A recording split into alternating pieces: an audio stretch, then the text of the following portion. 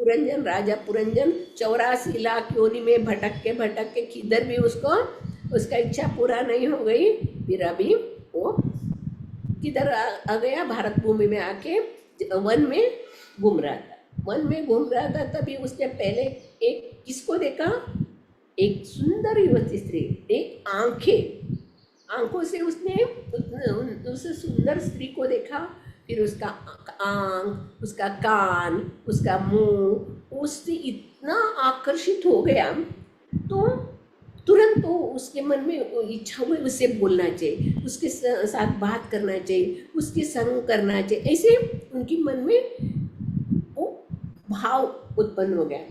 भगवत गीता में भगवान बता रहे हैं ना, अर्जुन को बता रहे हैं, देखो ये जो काम स्थली है, ये इंद्रिय है, बहुत प्रबल है, इसको वश में करना सीखो। जहाँ एक काम स्थली किधर किधर का ये काम का वासस्थान है उसको जान लो और उसको सुरक्षित करो। ऐसे तो बाहर हम लोग शत्रु, बाहर के जो शत्रु हमारे ऊपर आक्रमण करे तो हम लोग क्या करते हैं, अपने सैन्य को लेके जाके सैन्य शक्ति द्वारा उस शत्रु को हरा सकते हैं। मगर इधर अंदर ही बैठा हुआ शत्रु है, अंदर ही बैठा हुआ शत्रु को कैसे हम लोग हरा सकते हैं? इसके लिए हम लोग बुद्धि को बहुत स्ट्रांग बनाना चाहिए। बुद्धि को स्ट्रांग बनाएंगे तो बुद्धि मन को पकड़ के रखेगा और मन बुद्धि साथ में है तो इंद्रिया भी अपने आप कंट्रोल में आ जाएगा। इधर हम लोग इस रूपक के द्वारा हम लोग समझ सकते भगवान नारद मुनि कितने सुंदर रूप से हम जैसे जीवों का हालत बता रहे। पुरंजन रूप का एक कथा के रूपक के रूप में हम बद्ध जीव का स्थिति कैसा होता है, हम लोग देखा है, अभी तक देखा, एक पशु पक्षी बाकी जीवन जंतु में एक ही इंद्रिया बलवती रहता है, मगर ये मनुष्य जीव के पांचों का 5 इंद्रिया बलवान रहते हैं। जैसे हम लोग अभी तक देखते आए, जैसे निचले योनि के जीव के अंदर उतना चेतना विकसित नहीं रहता है। धीरे धीरे धीरे धीरे धीरे मनुष्य जीवन में उनका पूर्ण चेतना विकसित रहता है, पूर्ण चेतना विकसित रहता है और पूर्ण शुद्ध भी रहता है। जब जीव धराधाम में आता है तो पूरा शुद्ध। ऐसे इंद्रिया तो जड़ इंद्रिया है, इंद्रिया कुछ नहीं कर सकते हैं। जब भी हम लोग इस भौतिक मोह में फंस जाते हैं तो ये सब इंद्रिया कलुषित हो जाती है। ये इधर इस पिछले श्लोक में पुरंजन ने वो स्त्री को पूछा, तुम कौन हो, तुम्हारे साथ ये सर्प है क्या है, ये तुम्हारे साथ पीछे पीछे आ रहे कौन है, ये सेनापति सब कौन है, वो सब पूछ रहे। अभी इस श्लोक में क्या पूछ रहे हैं, तुम कौन हो, शायद तुम पार्वती ले जैसे लग रहे हो, इतने सुंदर हो, पार्वती जैसे लग रहे हो। क्योंकि भौतिक दुनिया में सभी लोग जो सुंदर पत्नी चाहते तो क्या करते, भगवान की पूजा करते, पार्वती की पूजा करते। सुंदर पत्नी चाहिए तो पति चाहिए तो पार्वती की पूजा करते। इसलिए ये पुरंजन अपनी बुद्धि को इस तरह ढाल के पूछ रहा है, क्योंकि उनको उस स्त्री के ऊपर इतना आकर्षण हुआ था और वो उसकी लज्जा, उसकी मुस्कान, उसका चाल चलन से वो इतना आकर्षित होके उसका एकदम शरणागत आश्रय में जाना चाहता, उसको अपना पत्नी बनाने का, उसको अपना जीवन संगी बनाने का, इससे उत्कंठता में वो उसके साथ बात करो। तो तुम कौन हो, भवानी हो, शायद भवानी हो, शिव जी को ढूंढने के लिए आई हो, कौन हो तुम? फिर हाँ नहीं, भवानी नहीं हो सकती, शायद ब्रह्मा की पत्नी सरस्वती होगी, क्योंकि ज्ञान के प्रतीक है। आजकल हम लोग समाज में देखते हैं, सब लोग क्या चाहते हैं, सुंदर पत्नी चाहिए, बहुत बहुत बुद्धिमान स्त्री चाहिए, अच्छे तरह से संसार को चलाने के लिए सुंदर पत्नी चाहिए और बुद्धिमान भी चाहिए, ये चाहते हैं। इसके लिए वो पुरंजन पूछ रहा है, आप सरस्वती हो क्या? सरस्वती भी नहीं है तो शायद आप लक्ष्मी हो, क्योंकि भौतिक दुनिया में सब लोग लक्ष्मी को ही प्यार करते ना, लक्ष्मी को ही प्यार करते हैं। अभी मार्गशीर्ष महीना आएगा, बाकी तो सब महीना आता है, सिर्फ लक्ष्मी का ही पूजा करते। लक्ष्मी ऐश्वर्य की देवी है, जहाँ लक्ष्मी रहता है उधर ऐश्वर्य से भरा पूरा रहता है। इधर बता रहे प्रभुपाद जी तात्पर्य में बता रहे लक्ष्मी अपने पति नारायण के बिना नहीं रहती, अगर रहेगी तो भी वो चंचल है, स्थिर नहीं रहती, थोड़े दिन के रहेगी वापस चले जाएगी। मगर अगर आप नारायण का पूजा करें तो ऑटोमेटिकली लक्ष्मी आ जाती है, उसको बुलाने का जरूरत नहीं, क्योंकि नारायण कहाँ है उधर ही लक्ष्मी जी रहती है। ऐसे हम लोग देख सकते हैं जब ये भगवान इस धराधाम में अवतार लिया, वृंदावन में जब भी भगवान का जन्म, मथुरा में भगवान का जन्म हुआ, तभी ब्रजभूमि इतना समृद्धि से भर गया, सब जगह ऐश्वर्य धन धान्य संपत्ति से ब्रजभूमि इतना सुशोभित हो गया, सब लोग को आश्चर्य हो रहा है। क्यों?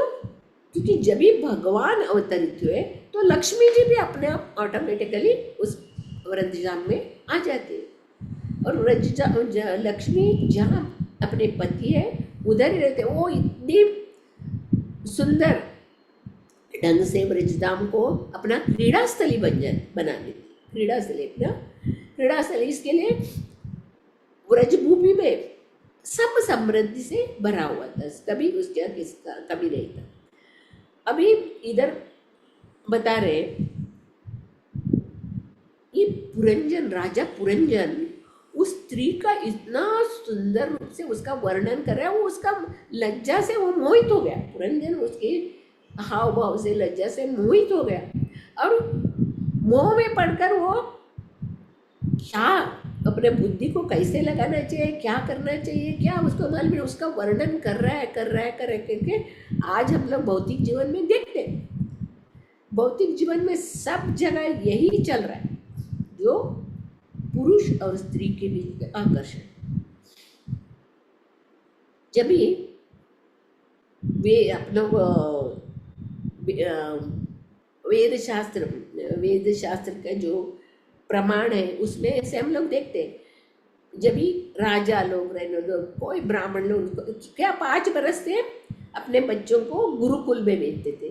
गुरुकुल में वो लोग 5 बरस से 25 बरस तक इस तरह अच्छे तरह से शिक्षा पाते थे, अपने इंद्रियों को वश करना और दूसरे स्त्रियों को माता के समय समझना, गुरु की सेवा करना, गुरु पत्नी की सेवा करना, इतने अच्छे तरह से वो 5 बरस से 25 बरस तक वो गुरुकुल में सीखते थे। उसके बाद अगर उनको गृहस्थी में आना है तो गृहस्थी में आके शादी ब्याह करके अपने घर परिवार को अच्छे से चला सकते हैं, नहीं तो उनको वानप्रस्थाश्रम और संन्यासाश्रम ग्रहण कर सकते हैं। इधर इंद्रिय तृप्ति की छूट सिर्फ इसमें है गृहस्थ जीवन में, बाकी तीनों आश्रम में इंद्रिय तृप्ति का बिल्कुल ये नहीं है, परमिशन नहीं है। ब्रह्मचारी में तो कठोर ब्रह्मचारी रहता है, वानप्रस्थ में भी उनका सब 50 बरस होती गृहस्थी का सब त्याग के जंगल में जाके तपस्या करना रहता है। और संन्यास आश्रम में तो हम लोग देखते हैं सन्यासी को स्त्री के सामने, चैतन्य महाप्रभु के जीवन में हम लोग देखते हैं ना, आचरण से देखते हैं, स्त्रियों के सामने वो बात नहीं करते थे। चैतन्य महाप्रभु खुद बता रहे स्त्रियों के प्रति आकर्षण इतना बलवान रहते हैं, अगर एक लकड़ी को भी साड़ी पहना दे तो उसके ऊपर मोहित हो जाते हैं। नहीं, स्त्री के प्रति आकर्षण, ये मिथुन भागवतम में बता रहे स्त्री पुरुष का आकर्षण ही इस भवबंधन का कारण है। आगे चलकर पुरंजन उस स्त्री को देख के बता, तुम्हारा चरण इतना पवित्र है, तुम जिस के पत्नी बन के जाओगे उसका घर में पूरा सुख समृद्धि संपत्ति आ जाए। क्योंकि लक्ष्मी कहाँ रहती है, वो ऐश्वर्य रहता ही है। इसके लिए राजा पुरंजन स्त्री को लक्ष्मी के समान बोल के बोलते हैं, आप इतना सुंदर हो, आप इतने सुंदर ढंग से अपने पति का खोज कर रहे हो, जो भी आपका पति बन जाए वो बहुत भाग्यशाली होगा, बहुत समृद्धि सुख शांति से रहेगा। आप ऐसे मौन रूप से आप घूम रही हो। शायद ऋषि मुनि लोग, जो ऋषि मुनि लोग तपस्या करने के लिए जंगल में रहते, वो लोग मौन रहते और सिर्फ भगवान का ही ध्यान में लगे रहते। इधर पुरंजन उस स्त्री को बोल रहा है, आप अपने पति के खोज कर रहे हो, शायद जो भी हो, मैं आपको पाना चाहता हूँ। अब भौतिक दुनिया में हम लोग देखते हैं ना, हर एक लड़का, शादी करने वाला लड़का, सुंदर स्त्री चाहिए, पढ़े लिखे चाहिए, जॉब करने वाले चाहिए, घर रहने वाले चाहिए, यही इच्छा करता है। और लड़कियां भी वही करते हैं, हमें अच्छा सैलरी वाला पति चाहिए, घर रहना चाहिए, देखने में सुंदर रहना चाहिए, बलिष्ठ रहना चाहिए। हम लोग आज का कलयुग में लोग देख रहे, सभी यही इच्छा कर रहे, इसमें गलती नहीं है, क्योंकि भवबंधन में जो फंसे हुए यही चाहते। इधर भगवान बता रहे भागवत में, प्रभुपाद जी तात्पर्य में कितना सुंदर ढंग से रहते। यही बुद्धि को अगर हम लोग स्त्री के इसमें डालने से अलावा भगवान की भक्ति में लगाए तो हम लोग देवतुल्य बन जाते, भगवान के समान बन जाते, क्योंकि हमारे जीवन में आनंद ही आनंद, सुख ही सुख, ऐश्वर्य ऐश्वर्य रहते। भगवान के शरण में जाए, मगर हम लोग अपनी बुद्धि को गलत जगह पे लगा रहे हैं। सभी का एक ही इच्छा रहता है, मुझे सुंदर पत्नी चाहिए, मुझे जॉब करने वाली लड़की चाहिए, मुझे अच्छा घर वाले पति चाहिए। और लड़कियां भी वही इच्छा करते हैं। क्यों? क्योंकि आज कलयुग में अपना जीवन ऐसा बदल गया है, बहुत कठिन है इस कलयुग में अपने मन को भगवान में लगाना बहुत कठिन है। पहले क्या होता था, एक एक घर में 10-10 बच्चे, 6-6 बच्चे, 8-8 बच्चे होते थे, और माँ सबको एक जैसा प्यार से पालती थी, और वो एक दूसरे को इतना प्यार करते थे, अपने भाई बहन से इतना प्यार लगाव से रहते थे। मगर अभी क्या हुआ है कलयुग में, एक ही बच्चा, बस एक ही, बस ज़्यादा नहीं चाहिए, और एक कोई पूरा 10 बच्चे मांगता है तो 10 बच्चे के जो इच्छा रहता है वो पूरा करना चाहते, एक ही बच्चे को। अरे हम लोग कष्ट भोगे, उसको कष्ट नहीं होना चाहिए, वो सुख में रहने दो, उसका सुख में रहने, ये भाव से हम लोग बच्चों को बड़ा करते हैं। वो बच्चा बड़े होने के बाद वो क्या करता है, माँ को बोलता है तुम्हें कुछ मालूम है, चुप रहो। जो माँ उसको ABCD पकड़ के पढ़ा के आगे किया है, वही माँ को बोलता है तुम्हें कुछ मालूम नहीं, चुप रहो। क्योंकि उनका बुद्धि ऐसा हो जाता है, वो जो बोल रहा है वही सच्चा है, वो जो कर रहा है वही सच्चे, वो जो बोल रहा है वही मार्ग में चले। वो गलत मार्ग में जाएगा तो भी उसको लगता है नहीं यही गलत, यही सच मार्ग। ये जीव का स्वभाव है जीव का। इधर प्रभुपाद जी इतना सुंदर रूप से तात्पर्य में बताए, अगर हमारी बुद्धि को भगवान में लगा दे तो, भगवान की सेवा में लगाए तो कितना आनंद ही आनंद हो जाता है। हम लोग विश्वामित्र की कहानी से देखते हैं, और पानी में बैठ के तपस्या करते थे, उनका ऋषि का भी देखते हैं। और हरिदास ठाकुर का भी जीवन हम लोग जानते। इंद्रिय विश्वामित्र ऋषि ने उसको देखा भी नहीं, सिर्फ उसका घुंघरू के आवाज से उसका तपस्या भंग हो जाता। सोवरी मुनि का भी वो बाहर पृथ्वी के ऊपर, जमीन के ऊपर बैठ के तपस्या करते थे, हमें डिस्टर्ब हो जाएगा करके वो पानी के अंदर बैठ के तपस्या करते हैं सोवरी मुनि। फिर एक दूसरे मछली का संग देख के उसका मन विचलित हो जाता। शिव जी, ब्रह्मा जी जैसे बड़े बड़े देवता लोग भी मोहित हो जाते। ये जीव का एक लक्षण है, मोहित होना। इधर हम लोग को ये शिक्षा मिल जाता है कि बचपन से हम लोग को बच्चों को ऐसा शिक्षा देना चाहिए, वो करना ही है, ये भगवान का नाम लेना ही है, भगवान के बारे में सुनना ही है, मंदिर में जाना ही है, बड़ों का सेवा कर, ये हम लोग बचपन से बच्चों को सिखाना चाहिए। पर आजकल क्या हो गया, सब लोग इंग्लिश मीडियम में ding dong bell pussy in the well, भगवान का नाम कोई देना नहीं चाहता, और माँ बाप को भी टाइम नहीं है और बच्चों को भी भगवान के बारे में सुनने के लिए टाइम नहीं, क्योंकि वो लोग मॉडर्न हो गए। अभी मॉडर्न टेक्नोलॉजी नया नया नया नया, हम लोग जीवन इतना प्रगति कर रहे हैं, हम लोग जीवन में इतना प्रगति कर रहे हैं, washing machine, dish washer, Robert और अलग अलग अलग अलग अलग टेक्नोलॉजी से हम लोग इतना प्रगति कर रहे हैं, हम लोग को इतना टाइम मिल रहा है, टाइम मिल रहा है, फिर भी हम लोग बोलते हैं भगवान का नाम लेने में टाइम नहीं है, हम लोग को भगवान के नाम लेने में टाइम नहीं है। क्यों? क्योंकि उनका मन में ऐसा इंद्रिय तृप्ति में लगा रहता है, और भी एक करने का, और भी प्राप्त करने का, और भी प्राप्त करने का, और जितना है उतने में हम लोग सुख का अनुभव नहीं करते। इधर हमारे शास्त्र में बता रहे, देखो ये प्रहलाद महाराज बता रहे, ये जो मनुष्य जीवन है टेम्पररी है, मगर ये अध्रुव है।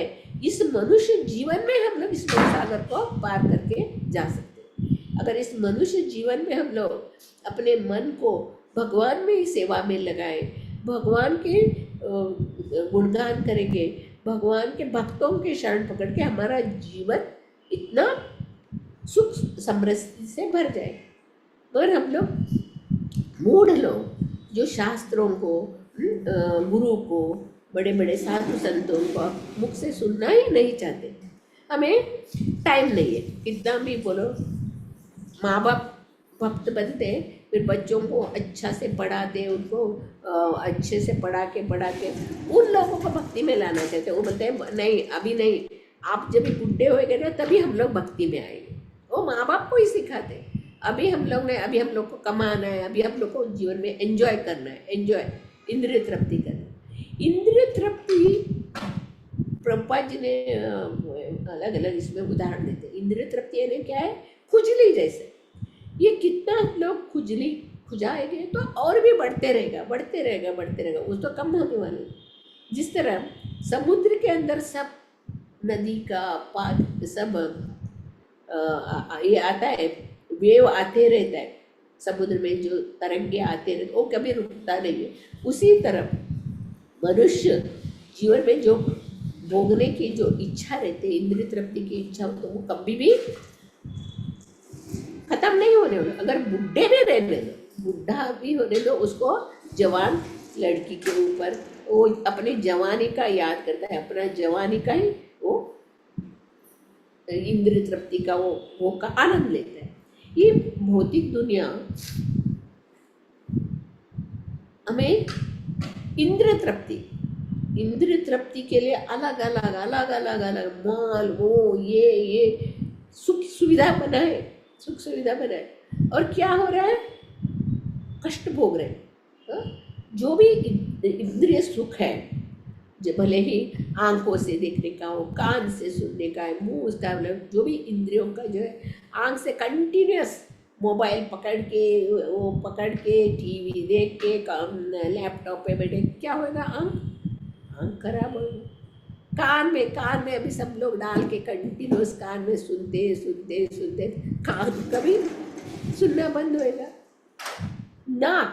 नाक जो सुन रहा है, उसका जो हम लोग तलाश करते ये होटल, वो मॉल, वो है, कहते हैं, उससे भी शरीर खराब हो जाएगा। जो भी इंद्रिय तृप्ति हम लोग चाहते हैं, उससे कभी हम लोग को उसका इच्छा पूरा नहीं होने वाला है, उससे बढ़ते रहेगा। भगवान भगवत गीता में बता रहे ना, जो इंद्रिय तृप्ति हम लोग को पहले आनंद लेते हैं, वो मगर क्षणिक है, क्षणिक सुख को ही हम लोग पूर्ण सुख मानते हैं, मगर वो क्या है? दुखदायी है। वही हम लोग किसको ज्यादा चाहिए? भगवान के शरण में हम लोग अपना मन को लगाए, मन को भगवान के शरण में लगाए तो ऑटोमेटिकली इंद्रिया मन के वश में हो जाता है, बुद्धि भी उसके साथ रहता है, और अपना जीवन सुखमय हो जाता है। प्रभुपाद जी ने इधर नारद मुनि ने जैसे पुरंजन कथा रूप से प्राचीन बरिशित को शिक्षा दे रहे, ये प्राचीन बरिशित में हम लोगों का जीव, हर एक जीव, चाल मनुष्य योनि है, हर एक जीव का ही ये शिक्षा है, हर एक जीव के लिए शिक्षा है। ये समझना चाहिए हम लोग, इस ज्ञान को हम लोग अपनाना चाहिए। अपने इंद्रियां कभी सुख देने वाला नहीं है। कौन से भी योनि में, 84 लाख योनि में, कौन से भी योनि में आप भटक के जाओ, अलग अलग अलग लोकों में घूम के आओ, मगर ये शरीर सुख देने वाला नहीं है। इधर हम लोग सुख भोग ही नहीं सकते। इधर एक ही है भोगता है, भोगता कौन है? भगवान। हम लोग कौन है? भगवान के दास है।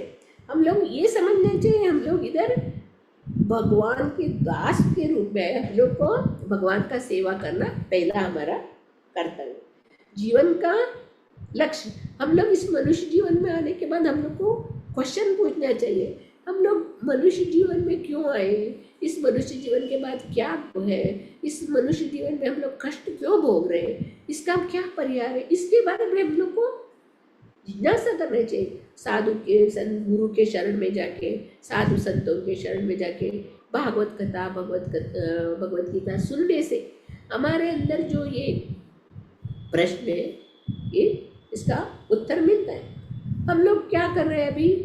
शरीर का सुख, शरीर में जो सुख, जो इंद्रिय तृप्ति का सुख को ये बड़ा मान लेते, इसके लिए काम करने लगे हुए, वो पूजा, ये पूजा, कितना धन संपत्ति घर आवे, सुख संपत्ति घर आवे, कष्ट मिटे तन का, यही हम लोग से ये हमारी इच्छा रहती है और इंद्रिय भोग में लगे रहते। इधर पुरंजन, राजा पुरंजन वो स्त्री के वर्णन करता है, वो स्त्री, उसका चरण बोलता है, उस तुम्हारा चरण इतना दिव्य है, जिस घर में भी तुम जाओगे तो उसका उद्धार हो जाएगा, वो ऐश्वर्य से भर जाएगा ना। वो स्त्री का वर्णन ऐसा कर रहे हैं।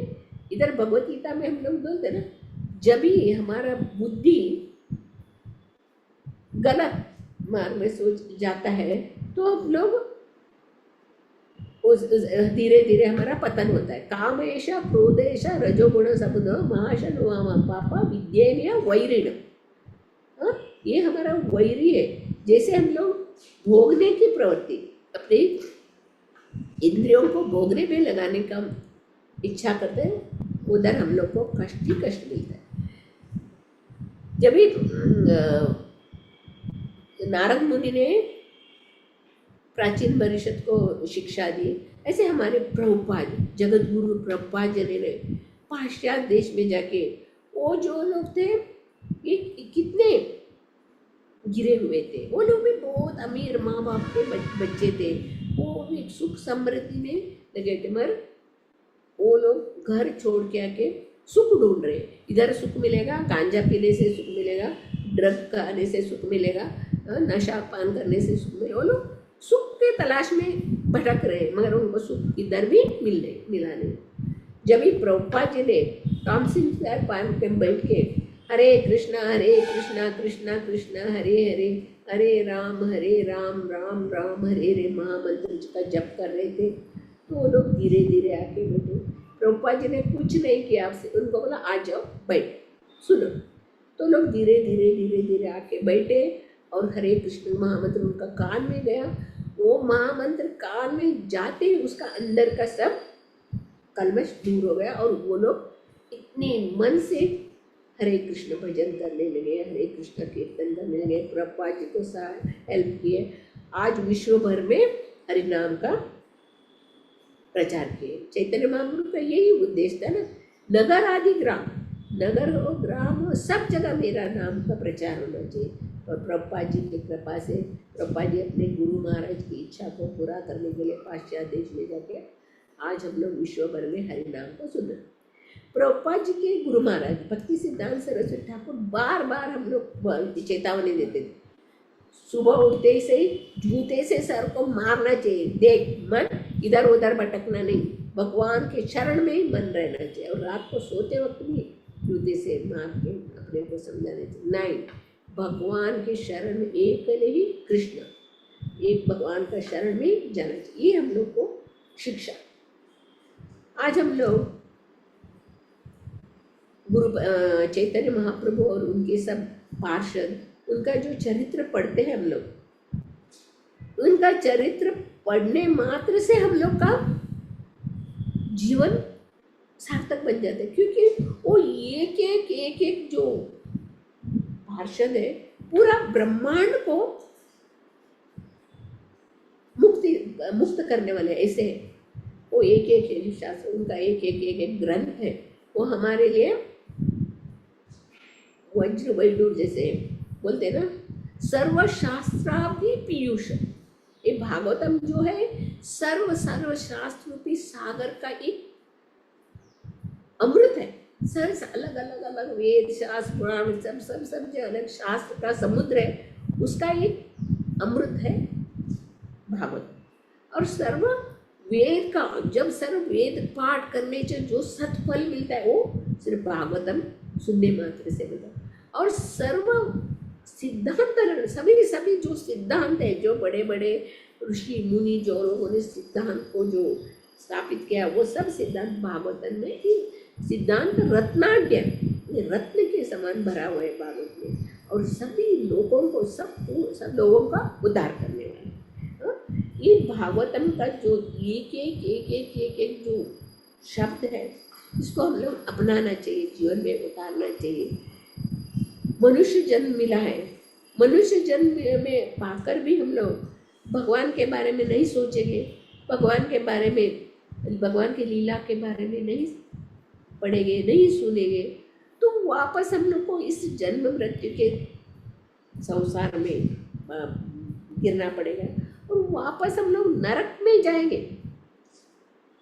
जो भी आसुरी लोग क्या करते हैं, आसुरी लोग भगवान को मानते नहीं, भोग विलास में वो लोग सब कुछ अपना जीवन बिताते हैं और उनका अलग अलग योनि में जाके उन लोग को नीचे नरक में जाना पड़ता है। वो उनको वापस मनुष्य जन्म मिलना कठिन है। इसके लिए हम लोग जो बुद्धिमान है, चैतन्य महाप्रभु के जो आंदोलन में जो भी जुड़े हैं वो बुद्धिमान, शास्त्र में लिखा हुआ है ना, कृष्ण वर्ण तो कृष्ण सांगोपांग से पार्षद यज्ञ संकीर्तन पाए यजंती सुमेधसा। इस संकीर्तन यज्ञ में जो भी भाग लिया है वो बुद्धिमान जो होता है उसको मालूम पड़ता है, हाँ, इस जगत में मेरा कुछ है ही नहीं, ये सब भगवान का। ईशावास्यम इदं सर्वम, ये पूरा जगत भगवान का। मेरा घर, मेरा संपत्ति, मेरे पुत्र, मेरे पौत्र, सब भगवान का है। एक भजन में आते हैं, कौन सा भजन है, सब संपत्ति सब आपको अर्पित कर दो, मेरा सब कुछ आपका है, आप ही मेरे घर का संचालन करने वाला, आप ही मेरे जीवन का उद्धार करने वाले। ये भागवत में इतना सुंदर ढंग से समझाए। और इधर पुरंजन मालूम पड़ता है उसको, ये पार्वती नहीं है, ये सरस्वती नहीं, तो शायद लक्ष्मी होना चाहिए, क्योंकि इससे मौन धारणा करके वो घूम रही है, शायद लक्ष्मी होना चाहिए। पर वो भी याद आता है उनको, लक्ष्मी नारायण के बिना नहीं रहती है, फिर अकेली कैसे घूम रही है। फिर वो उसका मन में एक डाउट आता है, लक्ष्मी के हाथ में कमल रहता है पर ये स्त्री के हाथ में कमल नहीं है। तो वो पूछता है वो स्त्री को, आप लक्ष्मी हो तो आपका कमल किधर है, कमल कहाँ रख दिया, कहाँ कमल को कहाँ छोड़ दिया। अरे उस स्त्री से पूछ रहा है, आग्रह करके पूछ रहा है। इधर हम लोग जान सकते हैं ये कमल जो है विवेक का प्रतीक है, विवेक। और जो स्त्री है वो दुश्चरित्र वाले बोलते हैं ना, ऐसे।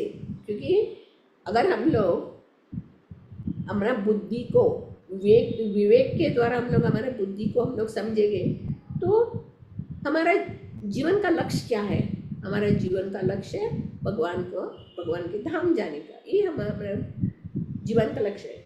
बुद्धि का हम लोग सही तरह से अपना बुद्धि को उपयोग करेंगे तो हम लोग सही मार्ग में जाएंगे। पर हम लोग गलत का मार्ग में जाके यही बराबर बोलेगा तो ये नहीं हो सकता है।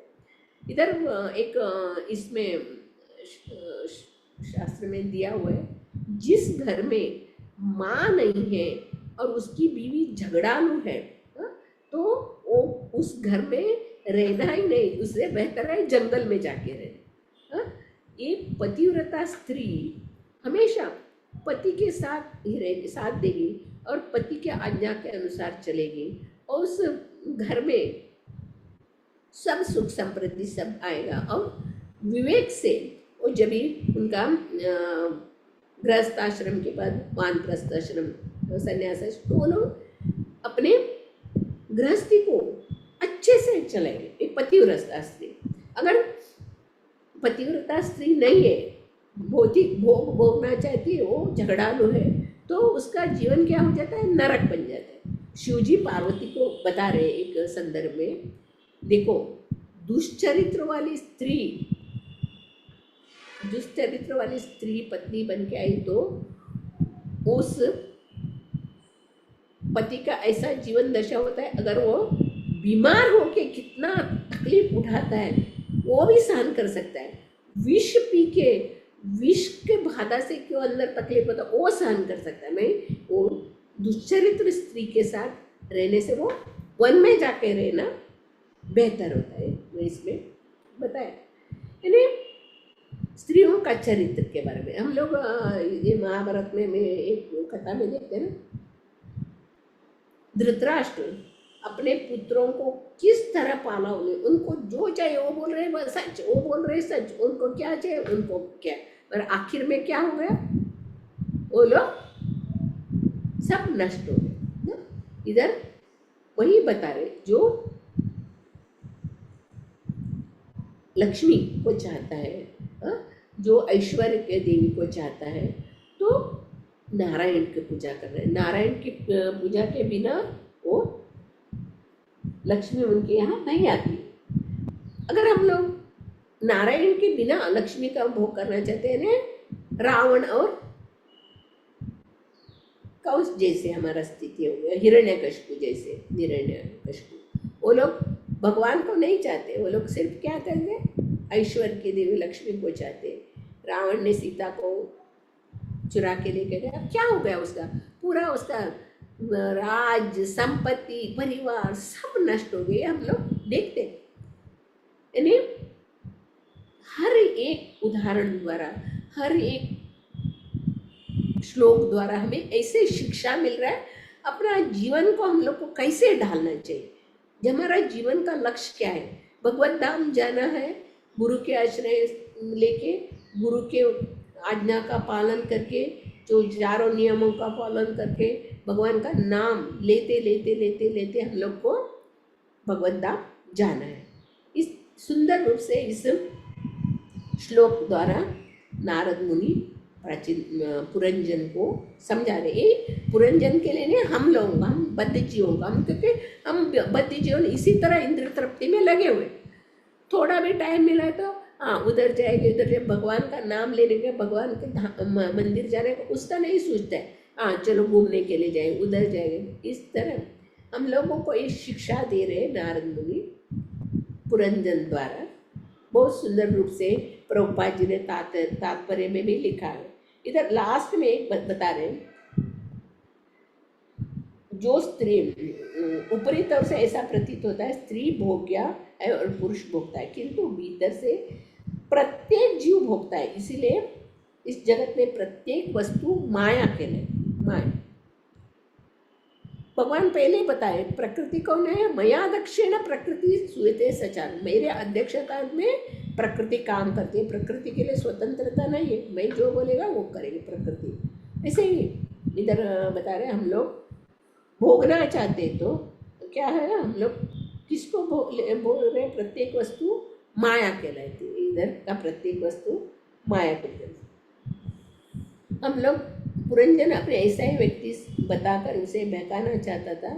इस भौतिक जगत में चाहे वो नर हो या नारी, प्रत्येक व्यक्ति भोग करना चाहते हैं। नर सुंदर नारी का भोग चाहता है और स्त्री शक्तिशाली ऐश्वर्यवान पुरुष को भोगना चाहते हैं।